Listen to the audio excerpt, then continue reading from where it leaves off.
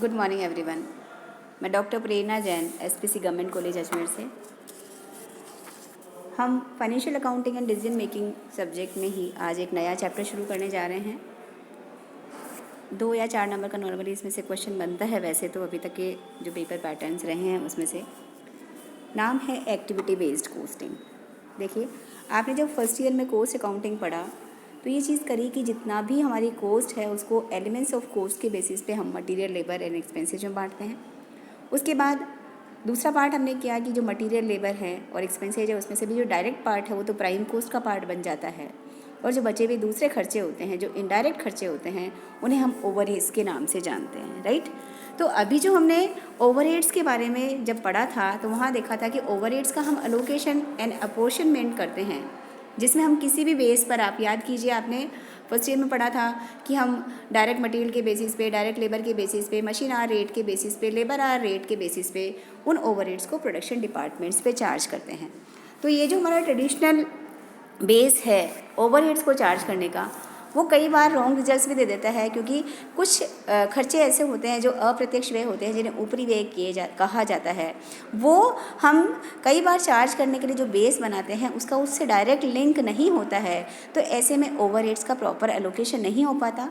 तो ऐसी इंडस्ट्रीज़ जहाँ पे इनडायरेक्ट एक्सपेंसेस यानी ओवरहेड्स ज़्यादा होते हैं, उन इंडस्ट्रीज़ के लिए एक नई जो बेस है, नया जो आधार है वो शुरू हुआ, जिसे कहा जाता है कि ओवरहेड्स को किसी ऐसे बेस के आधार पर नहीं लगाकर उससे रिलेटेड जो एक्टिविटी है, उससे रिलेटेड जो क्रिया है, उसके आधार पे ओवरहेड्स को आप बांटिए। 1960 से लेकर 1980 के बीच में इस नई टेक्निक का इन्वेंशन हुआ है, और ये इन्वेंशन ये कहता है, ये टेक्निक ये कहती है कि जितने भी ओवरहेड की हमारी कॉस्ट होती है, उस ओवरहेड की कॉस्ट को उससे रिलेटेड हर एक ऐसी क्रिया जो उसके कॉस्ट ड्राइवर से रिलेटेड हो, उसके अकॉर्डिंग अगर हम चार्ज करते हैं तो वो हमारा एक्टिविटी बेस बन जाता है।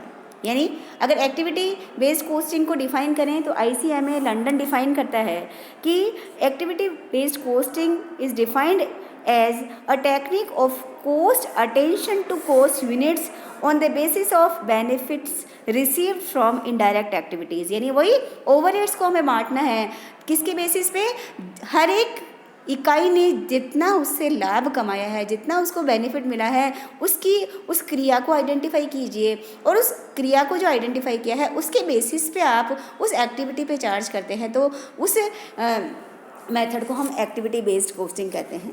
दूसरी जो हार्नग्रेन है उन्होंने भी डेफिनेशन दी है कि ABC is a system that focuses on activities as fundamental cost objects. यानी एक्टिविटीज़ के बेसिस पे हम काम करते हैं और utilize cost of these activities as building blocks and compiling the cost of other cost objects. यानी वो ये कहना चाह रहे हैं कि ABC एक ऐसी पद्धति है जहाँ पर क्या किया जाता है, क्रियाओं पर मूलभूत लागत वस्तुओं के रूप में ध्यान, एक्टिविटी पे कंसंट्रेट करते हैं, और ये जो एक्टिविटीज़ हमने डिसाइड करी हैं उनको हम अदर प्रोडक्ट की कॉस्ट, अदर जो कॉस्ट ऑब्जेक्ट्स हैं उनको निकालने के लिए यूज़ किया जाता है।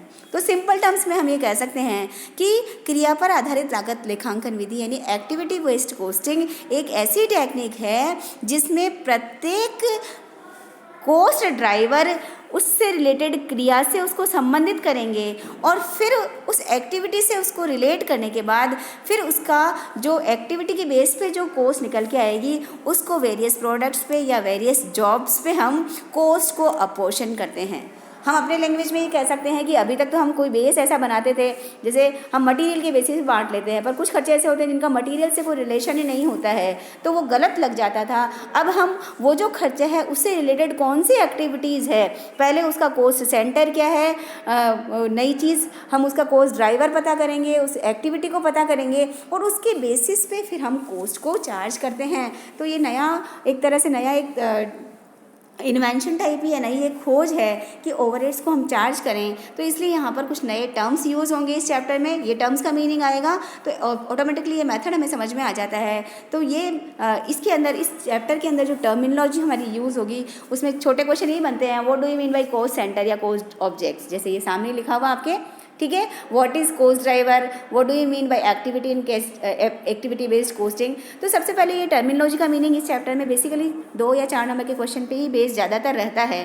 तो बड़े में भी आता है तो 2 पार्ट में बांट के आएगा, तो बहुत बड़ा क्वेश्चन इसमें से पूरा 20 मार्क्स का तो नॉर्मली नहीं आता है। तो पहले इसकी टर्मिनोलॉजी हम देख लेते हैं कि सबसे पहले टर्मिनोलॉजी है कि कॉस्ट ऑब्जेक्ट या कॉस्ट सेंटर क्या होगा, यानी लागत केंद्र क्या होगा।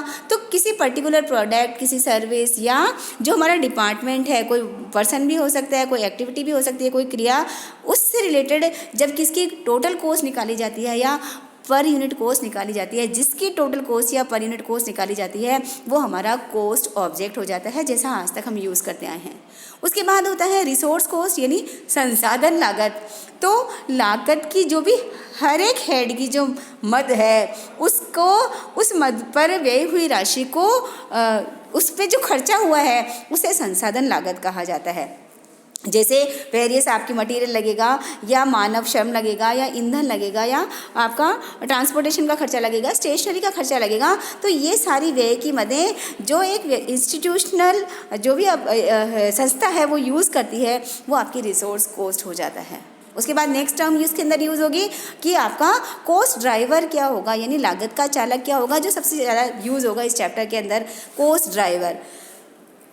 लागत चालक से अगर मीनिंग ले तो हम ये कह सकते हैं कि ऐसा फैक्टर जो कॉस्ट को घटाने और बढ़ाने के लिए, जिसकी वजह से कॉस्ट कम होती है, जिसकी वजह से कॉस्ट बढ़ जाती है, जो एक तरह से रिस्पॉन्सिबल फैक्टर होता है उसे कॉस्ट ड्राइवर कहा जाता है। और नेक्स्ट हो जाता है रिसोर्स कॉस्ट ड्राइवर, यानी जो भी संसाधन हमारा है, रिसोर्स है, उसकी लागत को प्रभावित, अगर रिसोर्स को प्रभावित करने वाले साधन हैं तो वो रिसोर्स कॉस्ट ड्राइवर बन जाता है। जैसे आप ये कहते हैं कि अगर आपकी इलेक्ट्रिसिटी पे एक्सपेंडिचर हुआ है तो उसका रिसोर्स कॉस्ट क्या होगा, आपने बल्ब कितने जलाए हैं, आपने ट्यूबलाइट कितने जलाए हैं, या कितना किलोवाट आपने यूज़ किया है, किलोवाट आवर्स आपने यूज़ किया है, तो ये जो है वो रिसोर्स कॉस्ट ड्राइवर बन जाता है।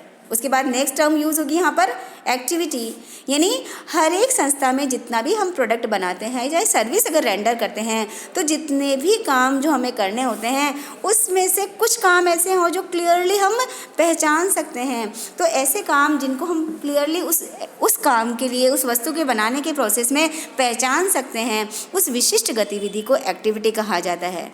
जैसे अगर आप सपोज कीजिए आप पब्लिशर हैं, बुक पब्लिशर हैं, तो ऐसे में राइटिंग का काम होगा, उसके बाद उसका कंपोजिंग का काम होगा, प्रूफ रीडिंग का काम होगा, उसका एडिटिंग का काम होगा, उसका प्रिंटिंग का होगा और बाइंडिंग का।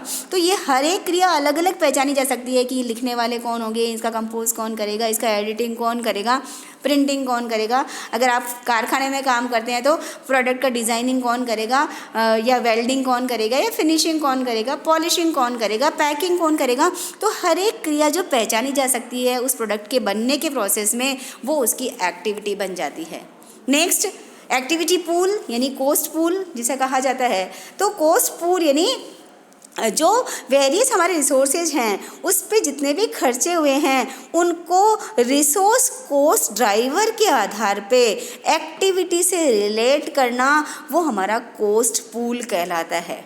नेक्स्ट है एक्टिविटी कोस्ट ड्राइवर, यानी विभिन्न लागत केंद्र या जो हमारे कॉस्ट ऑब्जेक्ट हैं उनकी किसी क्रिया की फ्रीक्वेंसी कितनी है, उस फ्रीक्वेंसी को मापने का जो मेजरमेंट होगा वो उस क्रिया की एक्टिविटी कॉस्ट ड्राइवर कहलाती है। ठीक है, एक जो भी हमारा पीरियड है, अकाउंटिंग पीरियड है, उसमें हर एक क्रिया की जितनी भी एक्टिविटीज़ होगी उनको ऑब्जेक्ट के बेसिस पे उनकी मांग का टोटल कर दिया जाए तो वो एक्टिविटी कॉस्ट ड्राइवर आ जाता है। और उसके बाद प्रैक्टिकली आपको निकालना होगा एक्टिविटी कॉस्ट ड्राइवर रेट, यानी जितनी भी हमारी एक्टिविटीज़ हो रही हैं उसको हम उसके कॉस्ट पूल के बेसिस पे जो लागत केंद्र हमारे यहाँ है उस पर चार्ज करेंगे। इसके लिए हम फॉर्मूला यूज़ करेंगे कि activity cost driver rate is equal to total cost of activity means cost pool is divided by activity driver। तो पहले ये कुछ बेसिक टर्मिनोलॉजी है जिसको हमें एक्टिविटी बेस्ड कोस्टिंग करने से पहले इन बेसिक टर्म्स का मीनिंग हमें लेना होगा। उसके बाद हम ये देखते हैं कि एक्टिविटी बेस्ड कोस्टिंग की कैरेक्टरिस्टिक्स क्या है।